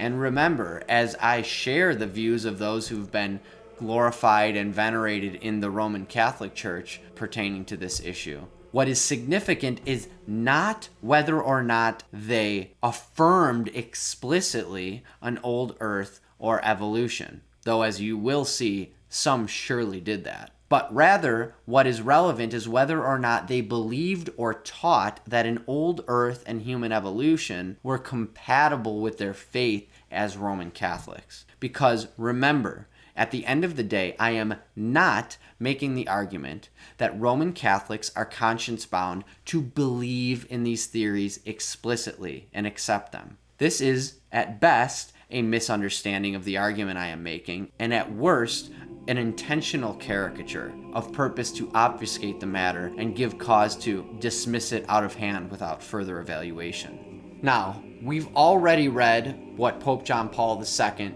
said in his speech for the Pontifical Academy of Sciences. He also said, "There are no difficulties in explaining the origin of man in regard to the body by means of the theory of evolution. According to the hypothesis mentioned, it is possible that the human body, following the order impressed by the Creator on the energies of life, could have gradually been prepared in the form of antecedent living beings. For example, living beings that existed prior to humanity." Catch that. There are no difficulties. Now we can move on to John Henry Newman, who is venerated today as a saint in the Roman Catholic Church. What did he have to say about this, the champion of the development of doctrine hypothesis itself? Quote, "It does not seem to me to follow that creation is denied because the Creator, millions of years ago, gave laws to matter. He first created matter, and then he created laws for it.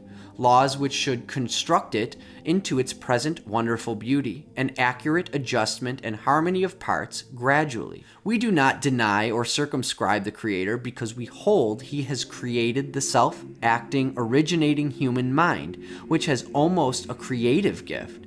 Much less do we deny or circumscribe his power, if we hold that he gave matter such laws as by their blind instrumentality molded and constructed through innumerable ages the world as we see it. If Darwin, in this or that point of his theory, comes into collision with revealed truth, that is another matter.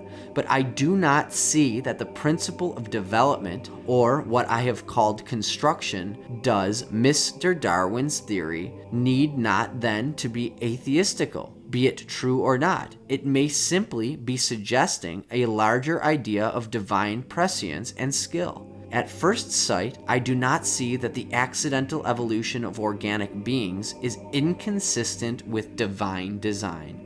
It is accidental to us, not to God." He also says, quote, "I am not so well satisfied with your own hypothesis. I mean the hypothesis that chance variations are the ultimate resolution of the phenomenon which meets our eyes of distinct species. Of course, chance is not a cause," end quote. He also says, "I see nothing in the theory of evolution inconsistent with an almighty God and protector," end quote. Again, we know what Venerable Pius XII had to say in Humani Generis, and that he personally accepted cosmic evolution and biological evolution, and thought that human evolution had absolutely no conflict with the Catholic faith, given those qualifiers that he mentioned prior. Here we have a statement from Maximilian Kolbe, a saint venerated in the Roman Catholic Church. "To reach the furthest star in the Milky Way, 140 million years would be necessary. It is therefore easy to understand that the position of the stars, which we now see with our eyes, is not the actual one, but the position they had 140 million years ago. Science teaches that the moon was detached from the Earth after the latter came into existence. The Earth itself was detached from the Sun, while the Sun originated from a nebula. Besides, it seems probable that an enormous number of stars, together with the Milky Way, have been detached from a nebula. This is what science teaches. It could be observed that the history and evolution of the Earth take place just as they used to happen in the past, in very remote eras, in some nebula." Now, to be fair, he did express doubt in evolution, but entertained that it was possible if theistically driven. Quote, Even if we amuse ourselves by being evolutionists and proclaim that all of this has developed from a certain primitive material, the same question would still apply.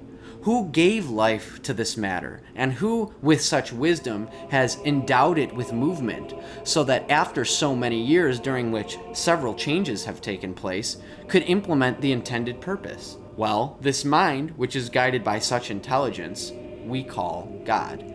So you can see right here that Maximilian Kolbe didn't necessarily believe in evolution, but saw no conflict with his faith should it be true, which is the consistent theme here. Moving forward to the present Pope and Magisterium, Pope Francis in 2014 stated, quote, "The beginning of the world is not the work of chaos that owes its origin to something else, but it derives directly from a supreme principle that creates out of love. The Big Bang, that today is considered to be the origin of the world, does not contradict the creative intervention of God. On the contrary, it requires it. Evolution in nature is not in contrast with the notion of divine creation, because evolution requires the creation of beings that evolve. God created beings and let them develop in accordance with the internal laws that he has given to each one. He said, when we read in Genesis the account of creation, we are in danger of imagining that God was a magician, complete with a magic wand that can do all things. But he is not. To be fair, while I found extremely limited commentary on this subject explicitly in the post-Darwinian Roman Catholic saints, allegedly there was a source out there somewhere that said Alberto Hurtado, who is a saint in the Roman Church, allegedly spoke against it somewhere. I could not find it, so I'm being honest with you. I genuinely tried to look, but could find nothing. So take that for what it's worth. Now, compare this with what our Orthodox post-Darwinian saints and venerable fathers and elders had to say about this very same subject. Quote, "A man who does not believe in God wants to explain from the gyrations of the cosmic dust the origin of the world, whereas in every blade of grass, in the structure and life of even the tiniest beings, there is enclosed so much information that it is beyond human understanding. The many centuries of human wisdom have not been able to create one living grain. And meanwhile, unbelief tries to explain all the wondrous variety in the world by unconscious movements of matter." Saint Theophan the Recluse. "What ought we to preach?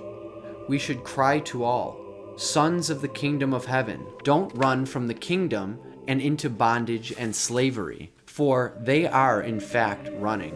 Some are captivated by freedom of mind. They say, we don't want the bonds of faith and the oppression of authority, even divine authority. We'll figure things out and make up our minds for ourselves. So they have made up their minds. They have built fables in which there is more childishness than in the mythology of the Greeks, and they magnify themselves. Others are enticed by the broad path of the passions. They say, we don't want to know the positive commandments or the demands of conscience. This is all abstract. We need tangible naturalness, and they have gone after it. What has come of it? They have bowed down before dumb beasts. Has not the theory that man originated from animals arisen from this moral fall? This is where they have gone, and everyone runs from the Lord. Everyone runs. The truth of God is simple. Can a proud mind study it? Such a mind would rather think up its own thing, sensational things, although empty and weak as a spider's web. To see that this is so, look at the current theories of the creation of the world. They are like a somnambulistic or drunken delirium, and yet how good they seem to those who invented them. How much energy and time are wasted on this, all in vain. The deed was accomplished simply. Quote, he spake and they came to be. He commanded and they were created. End quote. Psalm 148 verse 5. No one can think up anything better than this solution. The Sadducees had a seemingly insoluble objection to the resurrection, But the Lord solved it with a few words to them, and so clearly that everyone understood and acknowledged the Sadducees to have been beaten by the truth of his word. What the Sadducees were then, unbelievers of all sorts are now. They have heaped up a multitude of fanciful suppositions for themselves, elevated them to the status of irrefutable truths, and plumed themselves on them, assuming that nothing can be said against them. In fact, they are so ungrounded that it is not even worthwhile speaking against them. All of their sophistry is a house of cards. Blow on it and it flies apart. There is no need to refute it in its parts. It is enough to regard it as one regards dreams. When speaking against dreams, people do not prove the absurdity in their composition or in their individual parts, but only say, "It's a dream." And with that, they resolve everything. It is the same with the theory of the formation of the world from a nebula and its supports, with the theory of abiogenesis and Darwin's origin of genera and species, and with his last dream about the descent of man. It is all like delirium. When you read them, you are walking in the midst of shadows. And scientists, well, what can you do with them? Their motto is, if you don't like it, don't listen, but don't prevent me from lying. These days, many nihilists of both sexes, naturalists, Darwinists, spiritists, and westernizers in general have multiplied among us. All right, you're thinking, would the church have been silent? Would it not have proffered its voice? Would it not have condemned or anathematized them if there had been something new in their teaching? To be sure, a council would have done so without a doubt, and all of them, with their teachings, would have been given over to anathema. To the current rite of orthodoxy, only the following item would have been added. To Buchner, Feuerbach, Darwin, Renan, Kardec, and all of their followers, anathema. But there is no need either for a special council or for any kind of addition. All of their false teachings were anathematized long ago. At present time, not only in principal cities, but in all places and churches, the rite of orthodoxy ought to be brought in and celebrated, so that all the teachings contrary to the word of God might be collected, and that it might be proclaimed to everyone what they must fear, and from what teachings they must flee, and all might know. Many are seduced intellectually only through ignorance, and therefore a public condemnation of pernicious teachings would save them all from destruction. If the action of an anathema is terrible to someone, then let him avoid the teachings that lead to it. Let him who is afraid of it, for the sake of others, bring them back to a healthy teaching. If you, who are not favorably disposed to this action, are orthodox, then you are going against yourself. And if you have already lost sound teaching, then what business do you have concerning what is done in the church that supports it? After all, you've already separated yourself from the church and have your own convictions, your own way of looking at things. Well, live with them then. It's all the same whether or not your name and your teaching are uttered under the anathema. You are already under anathema if you philosophize against the church and persist in this philosophizing. So, obviously, St. Theophan would have anathematized Darwin and his followers for pernicious teachings that destroy souls. There is not a single science which could be established solidly on its own principles. Something can be obtained from all sciences, but this is not something that gives one the right to cite sciences as a decisive authority. It is not science itself that is the problem, but scientists who twist science however they want. Consequently, there are only the conjectures and inferences of scientists. Boy, does that ring true the last few years. Christ was born of a human being, the Panagia. Are we supposed to believe that his ancestors were monkeys? What blasphemy! And those who support this theory don't realize that they are blaspheming. They throw a stone and do not check to see how many heads they have cracked. All you will hear from them is, "Mine went farther than the other fellows." That's what they are all about these days. They marvel at who will throw a stone the farthest, but they care nothing about those who are passing by and the many heads that their stones will crack.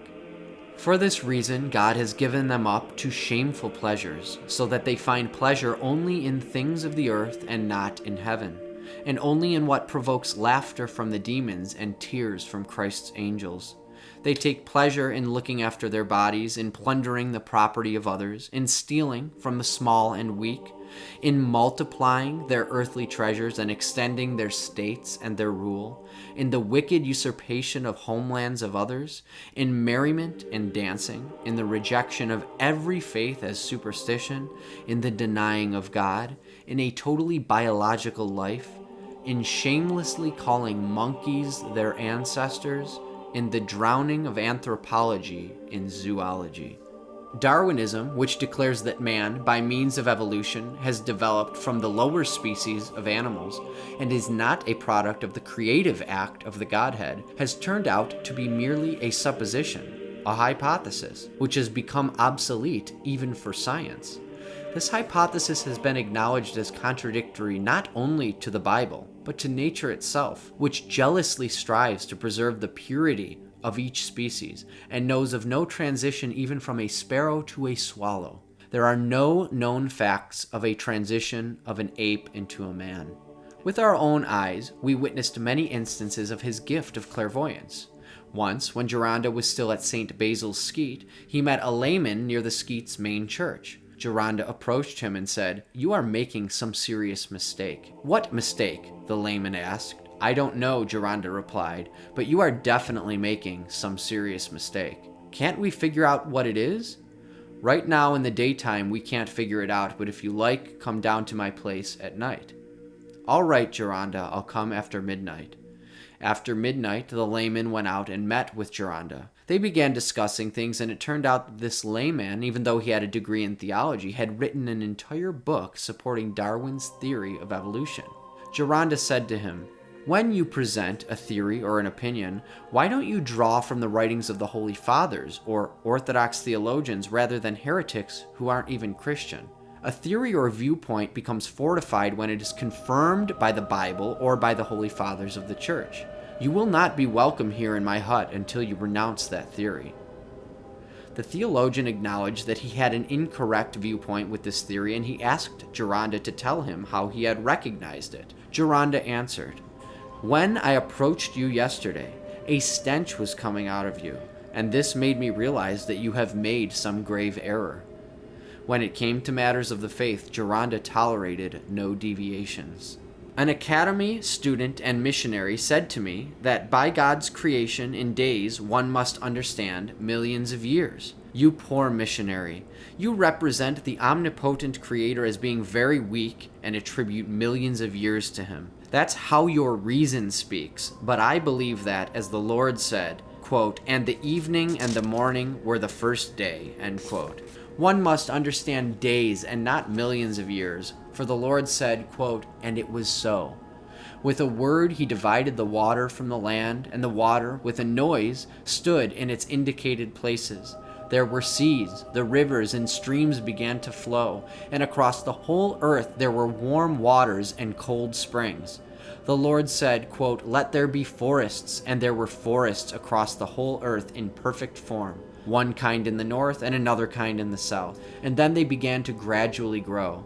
So also the birds were created by God's word. They immediately flew across the whole earth and were of various kinds, and all the rest of creation, as it is said in the Bible. The more I consider nature, the more I am amazed and come to know the omnipotence of the Creator. Through the misuse of his freedom, man has so corrupted his nature that he is only left to cry out, quote, "Wretched man am I, poor me, I cannot save myself," end quote. We require a new creation. We need an infusion of a new energy of grace. This is precisely what all mankind should say in order to believe in the incarnate Son of God. Such a humble admission, such a lowly confession of one's frailness, of one's guilt before God's handiwork. Is this in the spirit of the modern man? On the contrary, the contemporary conscience is saturated with the idea of evolution, the idea of progress. For example, the very idea that nourishes human pride. Christianity demands a humble conscience. There was perfect Adam, my forefather, and I, mankind, have only been involved in sin and corruption. The Church calls us to humility when she calls Adam our ancestor. But evolution? Descent from a monkey? No matter how modestly someone may judge himself, still he cannot avoid thinking with some pride. At least I am not a monkey. At least some progress has been realized in me. This is how evolution, by calling a monkey our ancestor, feeds our pride. If a monkey is our benchmark, then one can pride oneself in progress. But if we compare ourselves to the sinless Adam, this external progress will lose its value. The external progress is at the same time a refinement of sin. If humanity is moving forward in its development, then we can rely on ourselves. We can create ourselves. But the church says the opposite. Quote, "We could not become incorrupt and immortal if the incorruptible and immortal one had not first become what we are now." To believe in the incarnation means to confess that without God, all of mankind is nothing. The church, through the ages, carries the ideal of deification. This is a very high ideal, and it demands much from man. It is unthinkable without the incarnation. It forces man to first of all be humbled. Humanity rejects this high ideal, and it no longer needs the incarnation of the Son of God. An infinitely lowered ideal of life allows mankind to speak about progress. It gives it the opportunity to feel proud about its achievements. Precisely these two thought patterns comprise the two worldviews, the ecclesiastical and the secular. The ecclesiastical, the descent of perfect Adam, the fall, the need for the incarnation, humility. The secular, the ascent from the monkey, progress, the needlessness and denial of the incarnation, and pride. The English philosopher Darwin created an entire system according to which life is a struggle for existence, a struggle of the strong against the weak, where those that are conquered are doomed to destruction and the conquerors are triumphant. This is already the beginning of a bestial philosophy, and those who come to believe in it wouldn't think twice about killing a man, assaulting a woman, or robbing their closest friend. And they would do all of this calmly, with a full recognition of their right to commit these crimes. Don't believe at face value all kinds of nonsense without investigation, that something can come into being of itself from dust, and that people used to be apes. Can one believe in Christ and doubt in the fall of the first people? If the story of the fall was a legend, an imaginary beginning of the following events of the observable history of the world, there would be no necessity in redemption of humanity by the Son of God, and the unity of people and God would never be broken. The whole purpose and intent of the theory of physical evolution is to find an explanation of the world without God, i.e., physical evolution is, by its nature, atheistic, and it's only ridiculous when theologians run after the latest scientific theory in order not to be left behind by the times. Further, the God of theistic or spiritual evolution is not the God of Orthodox Christianity. The sophisticated, worldly wise laugh at those who call evolution a heresy. True, evolution is not strictly speaking a heresy, neither is Hinduism strictly speaking a heresy.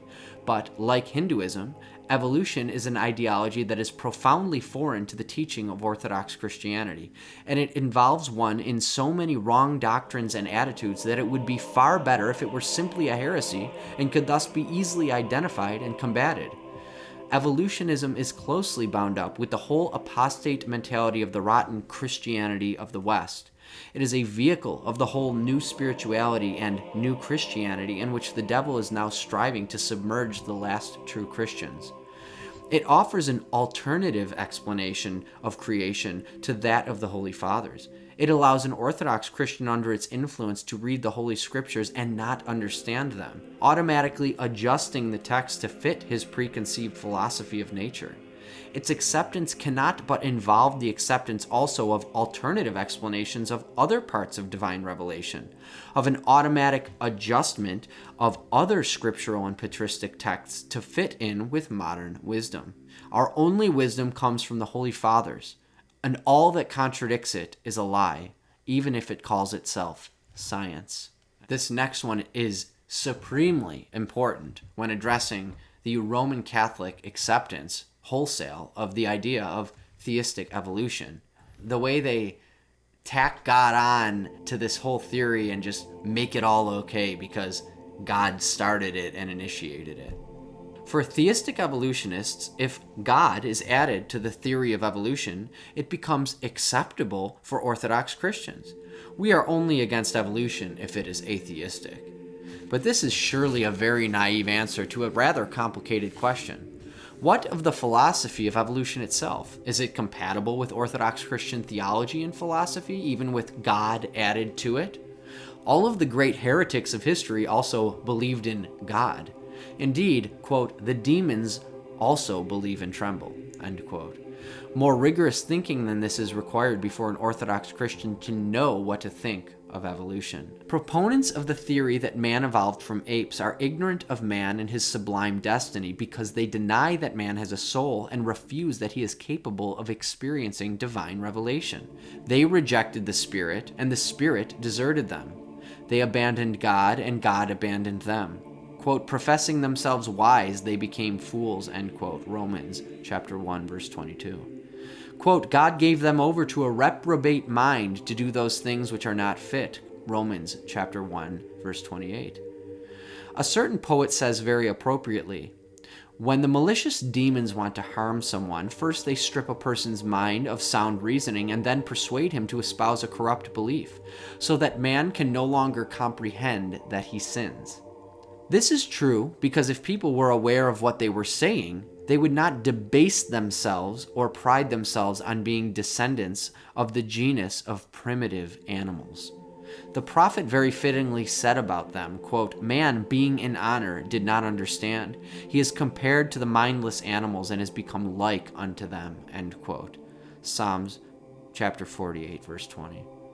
Man, this mysterious being, was created by God as the pinnacle of creation in order for him to acquire knowledge of his Creator. In accordance to this great destiny, man was formed analogously. He received the honor of being fashioned in an entirely extraordinary and unique manner and was brought to life through God's divine breath. While all of creation was brought into existence from nothing by a single phrase, let there be, that externalized God's volition, man alone had his body formed by the hands of the divine Creator. Only he received a living soul, created through God's inbreathing, and only he is made in the image and likeness of his Creator. What a marvelous creation indeed! What an honor for man! What a great destiny! Truly his destiny is great and his honor is sublime. However, more marvelous is the manner in which his body and soul were created. Because he became the image and likeness of God and was created in order to live eternally and dwell in the same place as the heavenly angels. How noble was man made! How much did sin debase and ignorance humble him! But his is not so. Man was endowed with nobility, and he will remain noble even if certain people degrade themselves, even if certain people have forgotten about their sublime descent. Yes, man is a supreme creation, and nothing can be compared to him. The prudent portion of the human race, all who are truly wise, confirm this truth. Behold what Frederick de Roermond says concerning man in his wise and insightful essay entitled Primitive Mankind, Its Religion, History, and Civilization. Man is of noble descent. He was born in paradise and not within a wilderness. The sound of angelic hymns, not the roars of tigers and the cries of wolves, echoed in his homeland. God was vigilantly watching over him even before man came to know him. It is not at all true that man created the idea of God in order to invent a certain divinity to worship. Humanity departed not from atheism, but from the faith, not from deception, but from truth, not from ignorance, but from revelation. Unfortunately, they who pride themselves on their resemblance to the animals seek to recruit new followers. They seek young laborers to overturn humanity's moral and ethical principles. They are looking for new diggers to help undermine the foundation of society and deprave mankind. Behold, the unethical moral principles that constitute their civilized mission. Pleasure, they say, debauchery, and love are good, but also so is hatred. The truth is good as long as it provides us with some enjoyment. However, deception, hypocrisy, and deceit are also good if they can help us increase our assets. Faith is good as long as there is something to be gained from it. However, treachery is also good if it can secure for us greater profit. Marriage is good as long as it makes us happy. However, adultery is just as good when marriage no longer satisfies our desires. Life is good as long as it remains an enigma. However, suicide is also acceptable when this puzzle has been solved. Quote, in the late 19th century, however, a number of theologians enamored of the triumphant procession of godless science and evolutionism decided to change the church's teaching to bring it into line with the facts of scientific mythology. They began to teach that a day of creation lasted millions of years, that death existed even before the fall into sin, that man was not created from dust but descended from monkeys, and that evolution is a method of divine creation. All these conceptions contradict the patristic rules for interpreting Scripture and distort the very fundamentals of orthodoxy. For if death did not come into the world through man, Christ died in vain. He misdiagnosed us, and therefore he did not save us. If God could not create the world as he said in the book of Genesis, he is not true, not almighty, and not good. Not without reason did the saints of the last 2 centuries reject all attempts to combine evolution and Christianity. They called evolution, quote, mindless nonsense, St. John of Kronstadt, quote, bestial philosophy, St. Barsanuphius of Optina, and, quote, a destructive, poisonous teaching, Hieromartyr Vladimir of Kiev. They said likewise that a Christian ought not, quote, to weave in secret their various beliefs in which they think to combine both spiritism and geological nonsense with divine revelation. In closing, one of the many important realities that confirmed me in Orthodoxy was the fact that we are free to completely and utterly reject the debunked and absurd theory of Darwinian evolution as incompatible with and contrary to the authentic deposit of the Christian faith. I know that many of the truth seekers that have made it this far into the video have shared in that same joy, relief, and assurance that I felt reading for the first time what our God-bearing saints and fathers had to say on this most critical subject. When I was discerning between Rome and Orthodoxy, it was an immediate game changer, an intangible and unexpected nail in the coffin. It was like, oh, okay, so I'm not crazy and the church does still exist. Surely it was no coincidence that this ancient claimant to being the church established by Christ through his apostles just so happens to be the church stemming the tides of the evolutionary zeitgeist, taking on the position in her saints that earns her nothing but mockery and contempt from both the secular world and much of the professing Christian world as well. Yet, here we are in 2023, and Orthodox Christians can legitimately hold this position of abject rejection and even contempt for this theory without contradicting or refuting their own ecclesial or epistemic paradigm. In other words, without being manifest hypocrites. Since the church hasn't universally bound our collective consciences by morally obligating us to assent to the idea that it could even possibly be true. This is in stark contrast to the formal teaching of the Roman Catholic Church, which is that Catholics are not only totally free to accept the belief that humanity evolved over time under the guidance of God, otherwise known as theistic evolution, but more importantly, a consistent Roman Catholic, while not being personally compelled to affirm theistic evolution as true, must affirm that it is compatible with their Catholic faith. This compatibility is to be accepted with a religious submission of mind and will, acknowledged with reverence, and sincerely adhered to. Thus, any Roman Catholic who is convinced that the idea of an old earth and or human biological evolution are contrary to or irreconcilable with that which has been revealed in the Holy Scriptures and in the holy tradition of the Church in her fathers, councils, and saints, cannot in good conscience cling to this belief while also being a consistent and faithful Roman Catholic. Worse yet still, they are even required to assent to the idea that Polygenism is compatible with Catholicism, an idea which makes an absolute mockery of the Genesis account, the New Testament authors who believed it to be history, as well as the entire catalog of fathers and saints right up to the present day who shared that blessed belief. This was a major issue for me personally, a major issue. After studying the science and realizing that evolution was a total lie back in 2014, it was one of the first critical realizations that softened my heart to the scriptures in the first place as an unbeliever.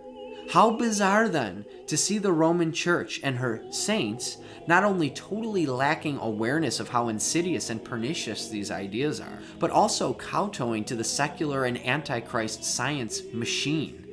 The same machine that locked down the world, imparted a sick neurosis on the entire population, and essentially forced experimental and deadly stabbies on everyone who they could possibly manage to wickedly coerce.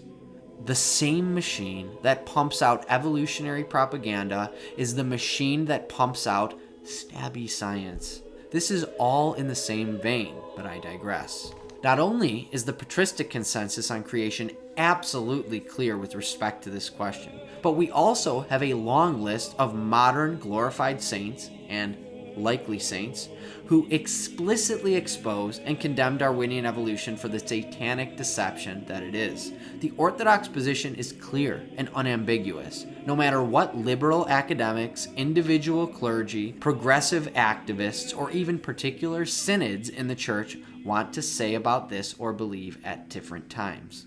This is the beauty of a decentralized ecclesiology. It's the very thing that allows the faith to survive throughout the ages. The fact that the Roman Catholic Church officially requires its adherents to affirm the compatibility of this demonic deception with its own theology, a deception which undermines the very foundations of the Christian faith and serves instead as the foundation for the nihilistic, atheistic worldview that is now plaguing humanity, was extremely helpful to me in discerning which church was the true church, which church actually possessed the authentic deposit of faith once delivered to the saints. There's no way around this. There's no other way to say it. This conflict demands a decision on behalf of the sincere Roman Catholic. They must either accept the teaching that these ideas are compatible with their faith or forfeit their entire faith paradigm altogether. I realize that this is a bold claim, but I believe it is one that is easily demonstrated and has been to be a fact of reality. Thankfully, such Roman Catholics confronting this reality are not left without an apostolic church, which, like Rome, lays claim to being the very church founded by our Lord Jesus Christ. In this church, the Holy Orthodox Church, her faithful are not only perfectly free to believe that these ideas are irreconcilable with the Christian faith, but our God-bearing fathers and saints who illumined us with regard to these issues have explicitly recognized them for what many of us understand them to be: demonic delusions propped up by science, falsely so called, intended to destroy the faith of Christians and degenerate society. If one is discerning between Orthodoxy and Roman Catholicism, there is only one option should they refuse to give up this belief. So again, I pose the question: which ecclesial communion has saints and venerable fathers who have capitulated to the zeitgeist of modernity? And which ecclesial communion has saints who are discerning, who are seeing through the pseudoscience and the antichrist philosophies and ideologies that underpin these scientific theories? For those of you watching who've been down this rabbit hole already as you meandered your way to the bottom, I think the answer is abundantly clear. You gotta become Orthodox. Through the prayers of our Holy Fathers, O Lord Jesus Christ our God, have mercy upon us and save us.